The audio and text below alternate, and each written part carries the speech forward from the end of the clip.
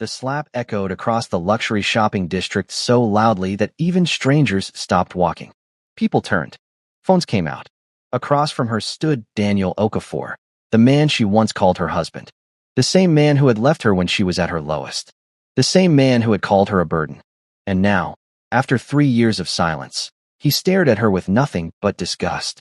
"I can't believe you're still shameless enough to show your face in places like this," Daniel sneered, straightening his designer suit, as if slapping her had dirted him. A small crowd began whispering. Some recognized Daniel, the successful entrepreneur recently engaged to a wealthy socialite. Others simply saw what looked like a rich man publicly humiliating a poor woman. Amara lowered her gaze, not because she was weak, but because she had promised herself never to let this man see her cry again. Not after everything. Not after the nights she slept hungry while he built his career using her sacrifices. Not after signing divorce papers with trembling hands because he told her she was holding him back.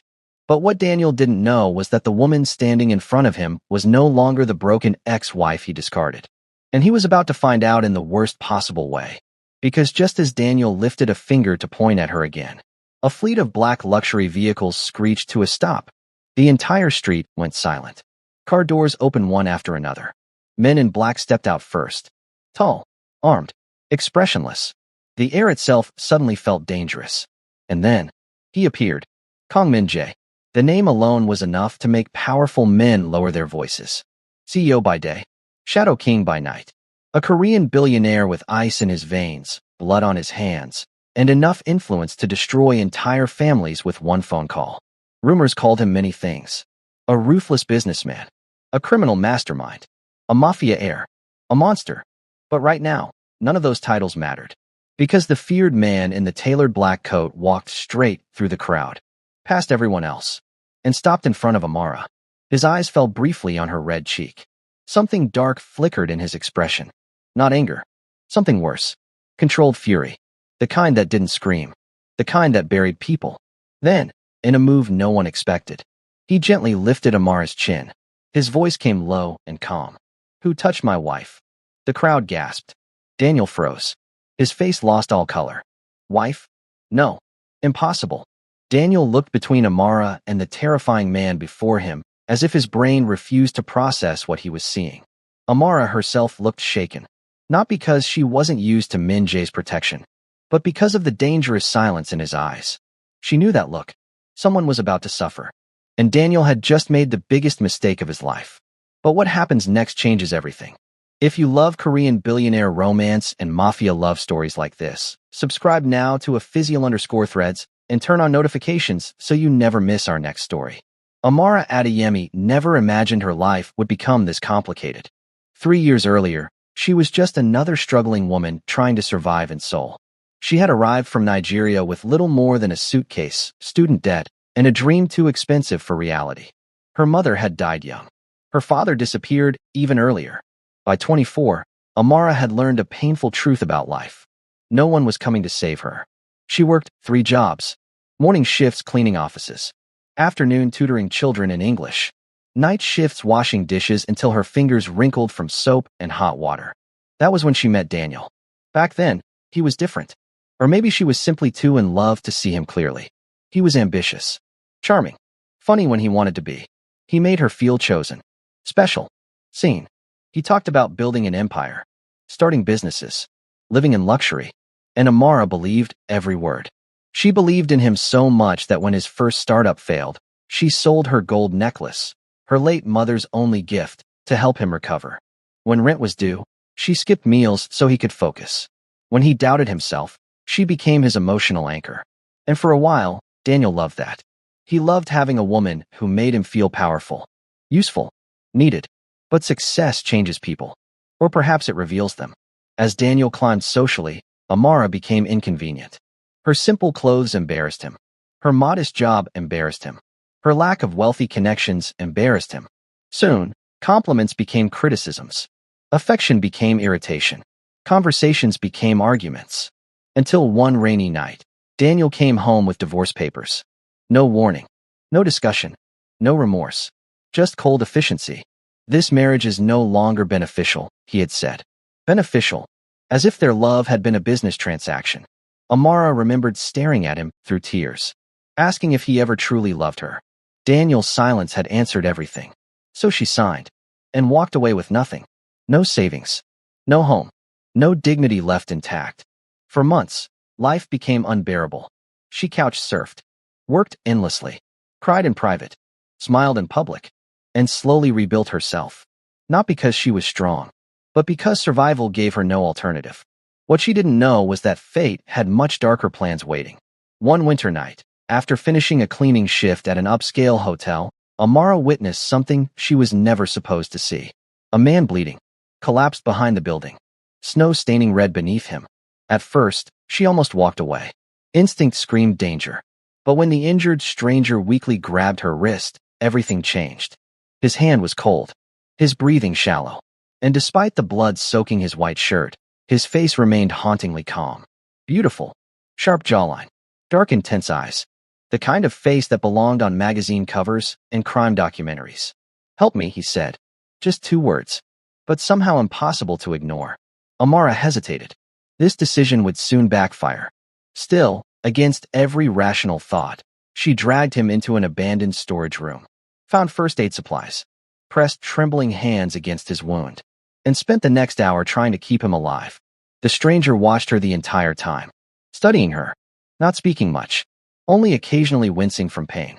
"You should leave," he eventually murmured. "Someone might come." Amara frowned. "You're losing blood and worried about me?" A faint, almost invisible smile touched his lips. Yes, that was their first meeting, though she had no idea who he was. By sunrise, black vehicles surrounded the alley. Armed men stormed the area. Amara panicked, but the stranger simply exhaled as if mildly inconvenienced. One bodyguard rushed forward. "Chairman Kong." Amara froze. Chairman? That was how she first learned his identity. Kong Min-jae, a name even foreigners in Seoul recognized. Head of Kong Group, owner of hotels, real estate, shipping companies, tech investments. One of the youngest billionaires in Korea, and according to whispered rumors, something far darker. Min-jae stood despite his injury, towering, composed, as if nearly dying had been a minor scheduling issue. Before leaving, he handed Amara a black card. No explanation, just a name, an address, and a single sentence. "If you ever need work, come here." Then he disappeared into a sea of black suits. Amara stared at the card for a long time. She had no intention of using it. Until 2 weeks later, when her landlord threw her belongings outside for overdue rent. Life had cornered her again, and desperation makes strange decisions feel logical. So she went. The address led to a mansion unlike anything she had seen before. Massive gates, private guards, landscaped gardens that looked too expensive to touch. A house so luxurious it barely resembled something humans actually lived in. Inside, she was interviewed by a stern older woman named Mrs. Han. House manager. Terrifying. Efficient. Emotionally unavailable. "You will clean, organize, assist where necessary. Speak only when required." Amara nodded quickly. She needed this. More than pride allowed her to admit. What she didn't know was that working inside Kong Min-jae's home would completely alter her life. Their second meeting was less graceful. Amara accidentally spilled coffee on confidential documents. Not ideal. Min-jae stared at the ruined papers, then at her, his expression unreadable. Mrs. Han looked ready to bury her in the garden. Silence. Heavy silence. Then Min-jae calmly removed his glasses. "Can you read Korean?" Amara blinked. Poorly. They were duplicates. She stared. "That's all." "That depends." He leaned slightly closer. "Do you always panic this dramatically?" For the first time since arriving, Amara noticed something strange. Behind his coldness was amusement. Tiny, barely visible, but real. And that confused her more than anger would have. Life in the mansion became a routine of tension. Min-jae was impossible to understand. One day, indifferent. The next, weirdly observant.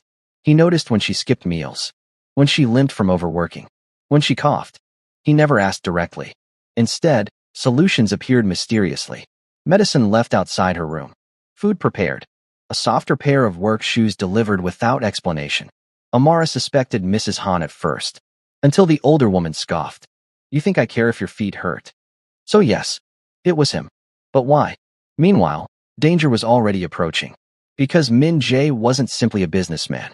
He lived in a world built on enemies, deals, violence, power struggles, and blood. Soon, Amara began noticing things. Late-night meetings. Security increases. Bodyguards with visible bruises. Calls answered in cold, clipped Korean. She knew enough not to ask questions. Until one night. Gunshots shattered the silence. Everything happened too fast. Glass exploded. Security alarms blared. Mrs. Han screamed for everyone to move. Amara ducked instinctively. Before she could react further, a body slammed into hers. Min Jae. He covered her with his own body as bullets shattered a nearby window. Her heart nearly stopped. His arm wrapped protectively around her head. Stay down. His voice was terrifyingly calm, as if assassination attempts were routine inconveniences. She stared at him in disbelief. You're hurt. Not yet. Even in chaos, he sounded irritated. That moment changed something. Not dramatically, not instantly, but irreversibly. After the attack, Amara could no longer pretend Min Jae was just her employer. He had shielded her without hesitation, risked himself first. No one had ever done that. Not even Daniel. Especially not Daniel. As weeks passed, their emotional distance slowly cracked. He began asking small questions. About Nigeria. Her childhood. Her favorite food. Her dreams. Nothing deeply personal, but enough to feel intimate. She learned things too. Min Jae hated thunderstorms. Never celebrated birthdays. Hadn't slept properly in years. His mother died when he was 12. His father built an empire through cruelty. And Min Jae inherited both wealth and enemies. Pain shaped him early. Love never stood a chance. Until perhaps now. Of course, no slow burn romance survives without chaos. Enter COG1. Min Jae's fiancée. Or more accurately, the woman everyone assumed he would marry. Beautiful. Elegant. Rich enough to weaponize diamonds. And absolutely threatened by Amara. G1 noticed everything. The way Min Jae's eyes softened around the maid. The subtle concern. The attention. It infuriated her. So she began quietly targeting Amara. Humiliation. Sabotage. Cruel comments disguised as politeness. You're lucky. G1 smiled one afternoon. Women like you rarely experience luxury up close. Amara forced a neutral smile. She refused to react. But G1 wasn't finished. At a family dinner, she orchestrated a trap. A missing bracelet. A false accusation. And suddenly Amara was publicly accused of theft. Rich family members pounced immediately. Of course they did. Poor girl. African maid. Easy target. How predictable, one aunt muttered. Amara felt humiliation crawl under her skin. Again. Always again. But before anyone could escalate, Min Jae entered. He assessed the room once. Then spoke. Searched G1's handbag. The room froze. G1's expression cracked. The bracelet was found instantly. Silence detonated. Min Jae's gaze turned glacial. You framed my employee. G1 tried laughing it off. But Min Jae wasn't amused. Leave. Min Jae. I said leave. That was the first public sign. He was choosing sides. And everyone noticed. Especially Amara. Which terrified her. Because feelings were no longer hypothetical. She was falling. Dangerously. Stupidly. Hopelessly. And he was the last man she should ever want. But what she didn't know was that Min Jae had crossed that line long ago. He realized it the night she fell asleep in the library. Book in hand. Head resting awkwardly against a sofa. Exhausted. Peaceful. Unaware. He stood watching her far longer than necessary. Something painfully unfamiliar tightening inside his chest. Not desire. Something gentler. More dangerous. Attachment. And men like Kang Min Jae did not survive attachment. Still, resisting became impossible. Rainy drives home. Quiet dinners after late shifts. A shared umbrella. A hand briefly brushing hers. A jacket placed over her shoulders. Nothing explicit. Everything intimate. Until one night changed everything. Amara found blood on his shirt again. Old nightmare returning. She confronted him.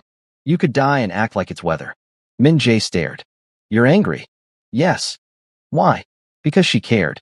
Too much. But saying that aloud felt catastrophic. So she whispered instead.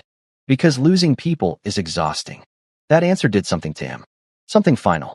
He stepped closer. Close enough to erase oxygen. Rain tapping softly outside. Tension unbearable. And then, he kissed her. Slow. Careful. Like a man touching warmth after years of winter. Amara melted before logic could intervene. It was everything. Everything she shouldn't want. Everything she secretly did. And for one perfect moment, nothing else existed. Not danger. Not class differences. Not enemies. Just them. But happiness in stories like this never arrives without punishment. G1 discovered the affair, or what she believed was one, and revenge came quickly. She leaked false information implying Amara was a gold digger manipulating Min Jae. Photos, edited conversations, rumors.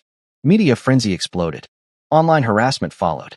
Amara was devastated, not because strangers judged her, but because part of her feared they were right. Who was she? A maid. A divorced woman with financial trauma. Falling for a billionaire mafia boss. It sounded absurd. Unbelievable. Unbalanced. So when Min Jae was called away on urgent business, Amara made a terrible decision. She left. No goodbye. Just resignation. A note. And disappearance. This decision would soon backfire catastrophically. Because her departure created vulnerability. And Min Jae's enemies had been waiting. If they couldn't reach him directly, they'd target what mattered. And now, what mattered had finally become obvious. Amara. She was kidnapped 48 hours later. A warehouse. Cold chains. Concrete floors. Rival syndicate. Classic nightmare setup. Their leader smiled cruelly. So this is the weakness. Amara's pulse thundered. For the first time in years, she felt truly helpless. But not for long. Because Kang Min Jae did not negotiate well with people who touched what was his. The rescue was brutal. Explosive. Terrifying. Gunfire. Chaos. Bodyguards storming the building. And through smoke and panic. He came. Like vengeance wearing a tailored coat. Min Jae found her tied to a chair. Bruised. Terrified. Alive. His face changed the moment he saw her. Not relief. Something deeper. Something nearly painful. He untied her personally. Hands unexpectedly gentle. Did they hurt you? Amara shook her head, tears finally falling. He cupped her face. And whispered words that shattered every wall she had left. Don't disappear from me again. That was his confession. Not polished. Not poetic. But honest in the only language he trusted. Fear. Need. Possession softened by love. The aftermath was messy. G1 was exposed fully. Disgraced. Cut off socially. Daniel, already humiliated publicly, attempted damage control. Too late. The video of Min Jae confronting him had gone viral. His business partnerships began mysteriously collapsing. Funny how consequences work. Daniel even tried apologizing. Amara simply smiled politely. No anger left. Just closure. You lost me long before the divorce, she told him. And that was that. Final. Finished. Over. As for Min Jae, he did something no one expected. He changed. Not completely. He was still dangerous. Still feared. Still capable of terrifying silence. But softer around her. Warmer. Human. He slept better. Smiled occasionally. A shocking development for everyone involved. Months later, at a private family gathering, Min Jae's grandmother took Amara's hands warmly. You brought life back into this house. Amara nearly cried. For the first time in years. She felt home. Not temporary shelter. Not survival. Home. One evening on the penthouse rooftop, overlooking Seoul's endless lights, Min Jae stood beside her quietly, then handed her a small velvet box. Amara blinked. Min Jae. It's not dramatic, he said flatly, which somehow made it funnier. She opened it. A ring. Elegant. Simple. Terrifyingly beautiful. Her breath caught. He looked almost offended by his own vulnerability. You already act like you belong here. A pause. Then softer. So stay permanently. Amara laughed through tears. Only Kang Min Jae could make a proposal sound like a legally binding acquisition. Yes, she whispered. And for once, the feared mafia boss smiled without restraint. A rare, breathtaking thing. The kind people might kill to witness. Their story wasn't perfect. Too much history. Too much darkness. Too many scars. But maybe love was never about perfection. Maybe it was about finding someone willing to stand beside your chaos. Someone who sees your damage and stays anyway. Someone who protects not because you are weak, but because you matter. In the end, Amara learned that love does not recognize status. Not poverty. Not wealth. Not nationality. Not past mistakes. And Min Jae learned the most dangerous thing of all. Even the coldest men are not immune to warmth. Trust heals what power cannot. Loyalty matters more than appearances. And sometimes the person society overlooks. becomes the center of someone else's universe.